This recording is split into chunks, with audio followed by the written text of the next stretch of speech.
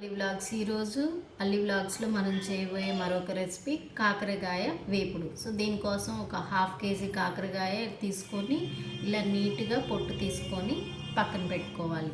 తర్వాత కాకరకాయలన్నిటిని కూడా ఇలా మీడియం సైజులో చిన్న చిన్న పీసెస్గా కట్ చేసుకోవాలి. ఇలా పొక్కు తీసి కట్ చేసుకున్న కాకరకాయ ముక్కలన్నీ కూడా ఒక బౌల్లో వేసుకోవాలి. ఇలా తీసుకోవడం వల్ల చెక్కు తీయడం వల్ల కాకరకాయలు అనేది చేదు ఉండదు. తర్వాత ఒక బౌల్లో ట్రాన్స్ఫర్ చేసుకున్న తర్వాత ఒక స్పూన్ సాల్ట్, అదేవిధంగా ఒక హాఫ్ స్పూన్ పసుపుని వేసుకొని ఇలా కింద నుంచి పైదాకా బాగా కలిసేలాగా రెండు మిక్స్ చేసుకొని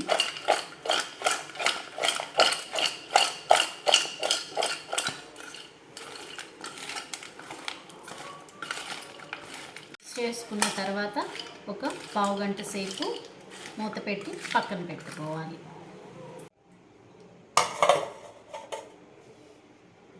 ఉల్లిపాయలు తీసుకొని సన్నగా కట్ చేసి పక్కన పెట్టుకోవాలి.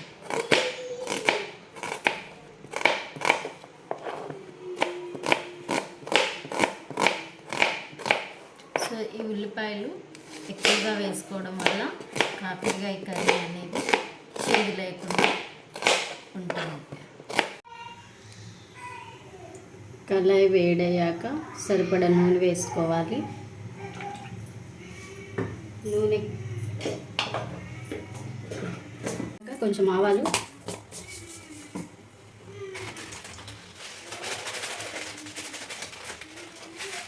జీలకర్ర,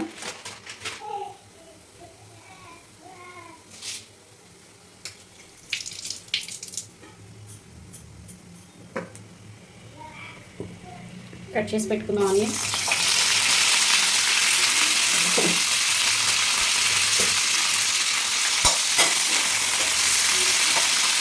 ఆనియన్స్ ఇలా సగం ఫ్రై అయిన తర్వాత ఇందులో 4-5 వెల్లుల్లి గడ్డలు దంచుకొని వేసుకోవాలి. ఇలా వేగుతుండగా ఇందాక కట్ చేసి పెట్టుకొని ఉప్పు పసుపు వేసి పెట్టుకున్నాం కదా, వాటిని మనం చూసినట్లయితే ఇలా కాకరకాయలో వాటర్ అంతా కూడా సపరేట్ అవుతుంది. దీని ద్వారా కాకరకాయ ఫ్రై అనేది చేదు లేకుండా ఉంటుంది. ఇలా మ్యాక్సిమం మనం గట్టిగా ఇందులోని వాటర్ అంతా కూడా బయటకు వచ్చే వరకు గట్టిగా పిసికి పెట్టుకోవాలి. వీడియోలో చూపించిన విధంగా ఇలా పిసకడం వల్ల కాకరకాయలో ఉన్నటువంటి వాటర్ మొత్తం కూడా బయటకు వచ్చేస్తుంది.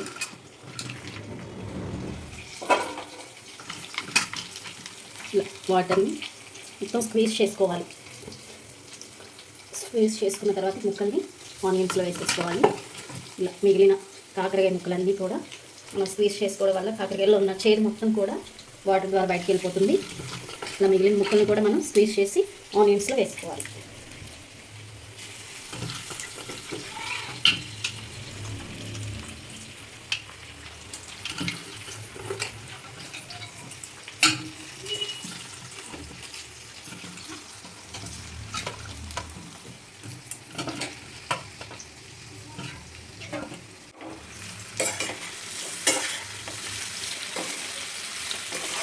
ఆనియన్స్ ఫ్రై అవ్వాల్సిన అవసరం లేదు. ఫ్రై అవ్వకుండానే కాకరకాయలు వేసుకోవచ్చు. ఎందుకంటే కాకరకాయలు మగ్గేలోపు ఆనియన్స్ నీట్గా ఫ్రై అయిపోతాయి. సో ఇలా మిక్స్ చేసుకున్న తర్వాత మొత్తం కూడా లిడ్ పెట్టుకొని ఒక 15 మినిట్స్ సిమ్లో ఉంచుకోవాలి. మధ్య మధ్యలో ఒకసారి తిప్పుకుంటూ ఉండాలి అడుగంటకుండా. అలా మధ్య మధ్యలో 2 నిమిషాలకు ఒకసారి తిప్పుకున్నట్లయితే ముక్కలు ఈవెన్గా వేగుతాయి, అడుగంటకుండా ఉంటుంది.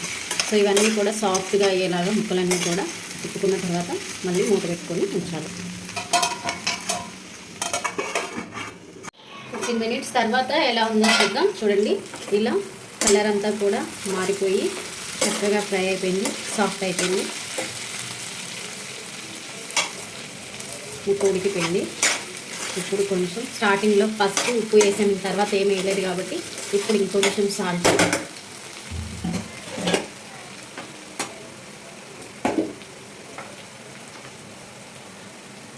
ఆల్రెడీ సాల్ట్ వేసుకొని ఉన్నాం కాబట్టి కొంచెం సాల్ట్, అదేవిధంగా 2 స్పూన్స్ కారం వేసుకొని మొత్తం తిప్పేసుకుంటాం.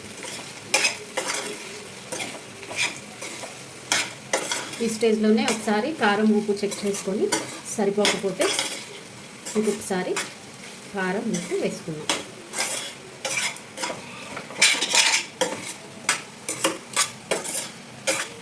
ఉప్పు కారం వేసుకున్న తర్వాత ఇంకొక 5 మినిట్స్ ఇలాగే సిమ్లో పెట్టుకున్నాం.